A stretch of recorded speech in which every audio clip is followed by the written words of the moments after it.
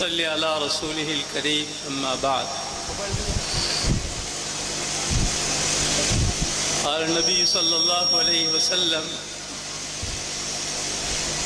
الكيس من دان نفسه وعمل لما بعد الموت، والعاجز من أتبع نفسه هواها وتمنى على الله، أو كما قال عليه الصلاة والتسليم.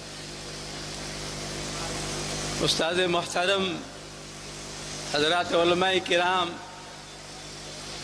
اور قرب و جوار سے تشریف لائے ہوئے معزز حاضرین، میں اس لائق تو نہیں کہ ان حضرات کی موجودگی میں کچھ عرض کروں، لیکن استاد محترم کا حکم سر آنکھوں پر، اس کے تعلق سے کچھ عرض کروں گا انشاءاللہ. اللہ مجھے بھی آپ سب کو عمل کی توفیق عطا فرمائے، اور اس نیت سے عرض کروں گا کہ اگر مجھ سے کچھ کمی کوتاہی ہو تو میری اصلاح ہو جائے.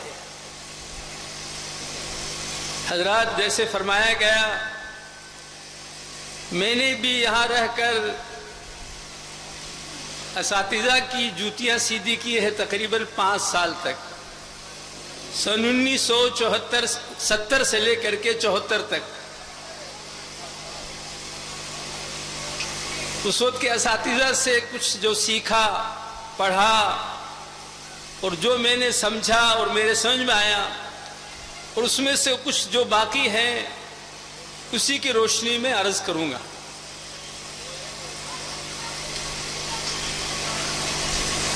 تقریر و واعظ بیان کرنا تو بڑے لوگوں کا کام ہے. میں تو اپنا ایک سبق سناؤں گا، اور سبق جو پڑھا ہے اس کو دہراؤں گا تاکہ میری اصلاح بھی ہو جائے، اور اللہ مجھے بھی آپ سب کو عمل کی توفیق بھی عطا فرما دے. حضرات، ہمیں آج اللہ نے ایک جگہ جمع ہونے کا موقع عطا فرمایا ہے. غالباً مولانا روم نے یا کسی فارسی کے شاعر نے کہا ہے: این سخن از گوش دل باید شنود، گوش دل ایجا ندارد ہیچ سود. کہ جب کہیں اس طرح کی مجالس ہو، چاہے وہ جلسہ ہو یا کوئی علمی مجلس ہو یا کوئی واعظ و نصیحت کا کوئی پروگرام ہو، اس میں اگر شریک ہونے کا اگر موقع ملے تو غور و فکر کے ساتھ سننا چاہیے. اللہ نے یہ مٹی کے کان تو ساری مخلوقات کو اللہ نے دیے ہیں، لیکن دل کے جو کان ہیں وہ اللہ نے مجھے اور آپ کو عطا فرمائے ہیں. تو دین کی باتیں جہاں کہیں بھی ہو ان کو دل کے کانوں سے سننا چاہیے. گوش گل با جملہ حیواں ہمدمس، مٹی کے کان تو اللہ نے سب کو دیے ہیں، لیکن گوش دل مخصوص نسل آدمس، دل کے کان جو ہے اللہ نے حضرت آدم علیہ السلام کی جو ہم قوم ہیں ان کو اللہ نے عطا فرمائے. اس لیے اللہ نے موقع دیا ہے تو ہم سب جتنے بیٹھے ہیں عمل کی نیت سے سنیں. اگر ہماری نیت اچھی ہوگی تو اللہ عمل کی بھی توفیق دے دے گا. میں نے ایک حدیث آپ حضرات کے سامنے تلاوت فرمائی جس میں جناب رسول پاک صلی اللہ علیہ وسلم فرمایا کہ سمجھدار آدمی وہ ہے جو اپنے دل کی خواہش کو، تمنا کو، آرزو کو اللہ کی مرضی کے تابع کر دے. انسان کی اپنی کوئی ذاتی خواہش نہ ہو، کوئی تمنا نہ ہو، کوئی آرزو نہ ہو، بلکہ اس کی ہر وہ خواہش ہو، وہ تمنا ہو، وہ آرزو ہو جو اللہ کا حکم ہو. اور فرمایا اللہ نے جو نعمتیں دی ہیں ہمیں، یہ مادی نعمتیں، ان کا صحیح استعمال کر کے ایسے عمل کرے دنیا میں رہتے ہوئے جو مرنے کے بعد والی زندگی کے اندر کام آئے. وَعَمِلَ لِمَا بَعْدَ الْمَوْتِ، یہ دنیا کی زندگی تو جیسی کیسی گزر جائے گی، لیکن مسئلہ جو ہے وہ اصل آخرت کا ہے. اور آپ نے فرمایا بے وقوف وہ ہیں جو دنیا میں خواہشوں کے پورا کرنے میں لگ جائے،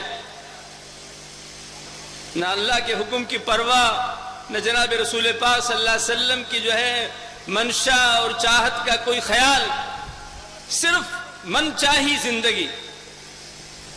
آج اگر رب چاہی زندگی گزار لیں گے تو وہاں ہماری چاہت پوری کی جائے گی انشاءاللہ۔ وَلَكُمْ فِيهَا مَا تَشْتَهِي أَنفُسُكُمْ وَلَكُمْ فِيهَا مَا تَدَّعُونَ نُزُلًا مِّن غَفُورٍ رَحِيمٍ۔ اگر یہ کہ دنیا کی زندگی اللہ کی مرضیات کے اوپر اور حضرت رسول پاک صلی اللہ علیہ وسلم کے پاکیزہ طریقوں پر اگر گزر جائے گی تو وہاں پر اللہ ہماری دلی خواہشوں کو پورا فرمائیں گے۔ اللہ رب العزت میزبان ہوں گے اور ہم سب مہمان ہوں گے اللہ کے۔ اور آپ نے فرمایا بے وقوف وہ ہیں جو خواہشوں کی پورا کرنے میں لگ جائے اور اللہ کے حکم کی کوئی پرواہ نہ ہو، آپ نے فرمایا وہ بے وقوف ہے۔ ایک حدیث میں آیا اللہ کے رسول صلی اللہ علیہ وسلم سے پوچھا گیا من اکیس الناس و احزم الناس، اللہ کے رسول دنیا میں سب سے زیادہ سمجھدار محتاط آدمی کون ہے؟ آپ نے دو باتیں اس کے جواب میں ارشاد فرمائی، اکثرہم ذکر للموت و اکثرہم استعدادا للموت۔ دنیا میں سب سے سمجھدار آدمی، سب سے زیادہ محتاط آدمی، پھونک پھونک کر قدم رکھنے والا آدمی وہ ہے جو اپنی موت کو ہر وقت کثرت سے یاد کرتا رہے، ہر وقت موت کا استحضار رہے، صرف زمانی جمع خرچ نہیں ہو بلکہ اس کا صحیح تصور ہو۔ اور دوسرے فرمایا وَأَكْثَرُهُمْ اسْتِعْدَادًا لِلْمَوْتِ، سب سے زیادہ جو ہے موت کی تیاری بھی کرتا رہے۔ اس لیے اللہ نے یہ موقع دیا ہمیں۔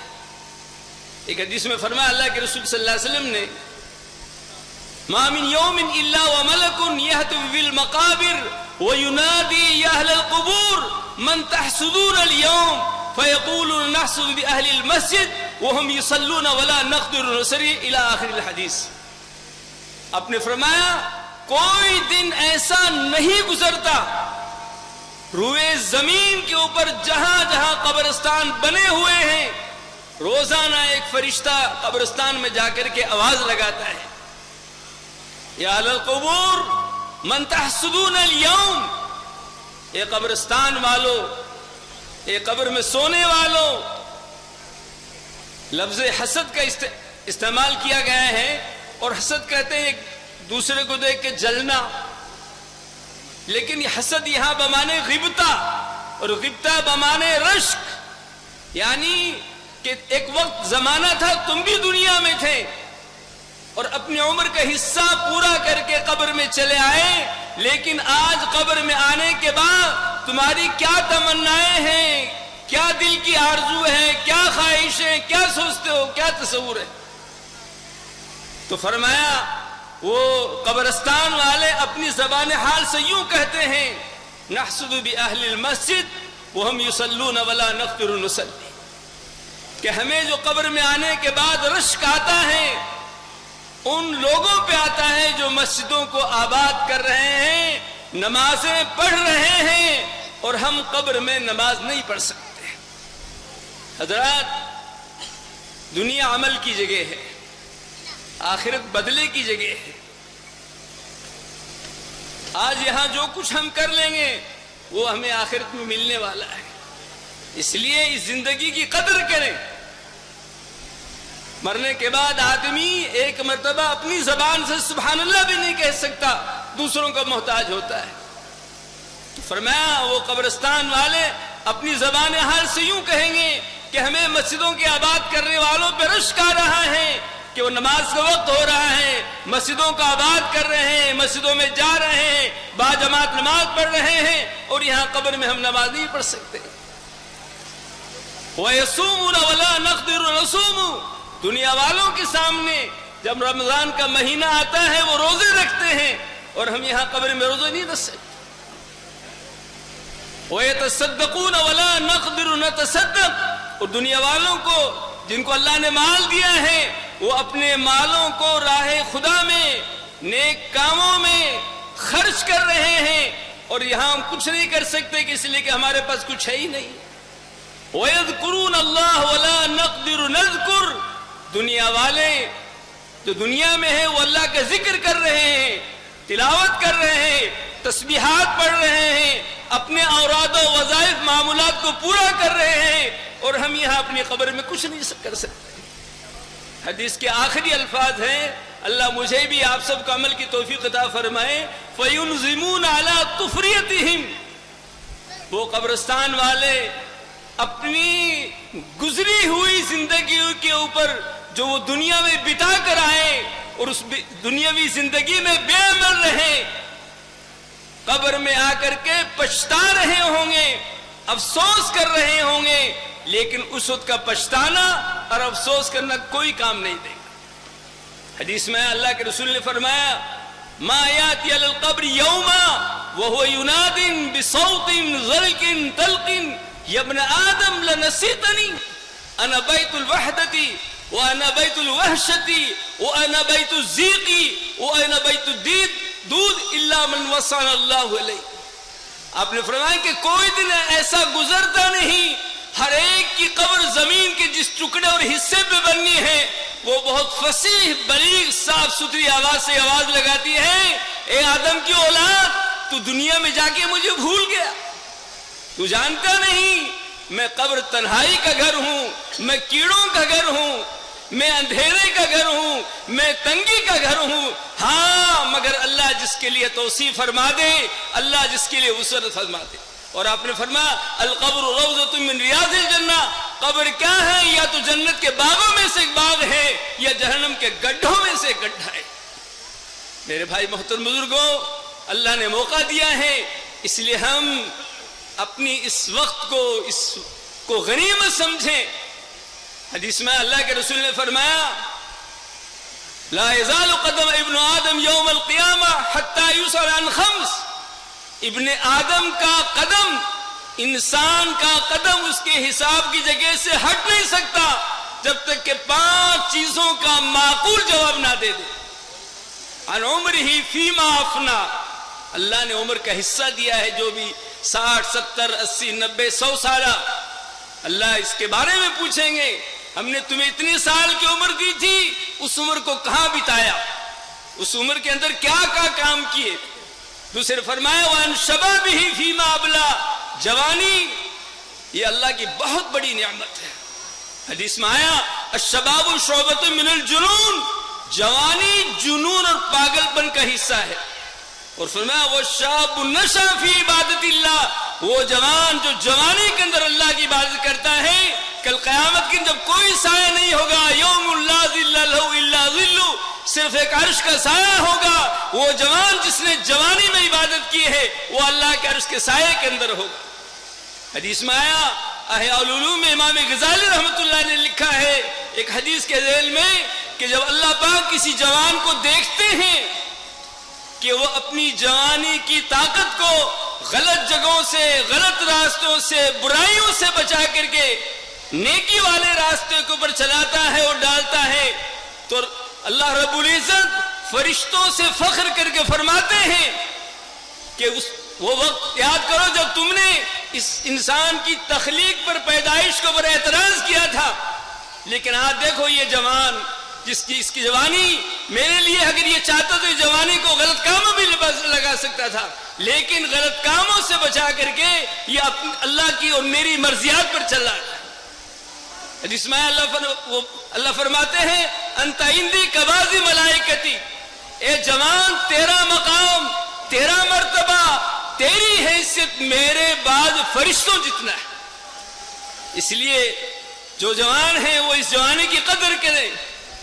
ہر دنیا سرائے فانی دیکھی، ہر چیز یہاں کی آنی جانی دیکھی، آ کر جو نہ جائے وہ بڑھاپا دیکھا اور جا کر جو نہ آئے وہ جوانی دیکھی۔ یہ اس لیے جوانی کی عبادت بہت مقبول اللہ کے ہاں۔ اور تیسرے فرمایا، تیسرا جو سوال ہوگا وہ مال ہی من این اکتسبا، مال کہاں سے کمایا، انکم سورس کیا تھے، آمد کا ذریعہ کیا تھا، حلال تھا یا غلط طریقے سے تھا؟ اور چوتھے فرمایا وفیما انفقہ، مال کمایا اس کو کہاں خرچ کیا، کیا مصرف تھا اس کے خرچ کرنے کا، کہاں کہاں اللہ کی مرضیات پہ خرچ کیا اور کہاں کہاں اللہ کی ناراضگی پہ خرچ کیا۔ اور پانچویں فرمایا وَمَاذَا عَمَلَ فِيمَا عِلْمٌ، دین کی جتنی باتیں معلوم تھی، معلومات تھی، اس پر کتنا عمل کیا۔ اس لیے اللہ نے موقع دیا ہے، اللہ مجھے بھی آپ حضرات کو عمل کی توفیق عطا فرمائے۔ وآخر دعوانا الحمدللہ رب العالمین۔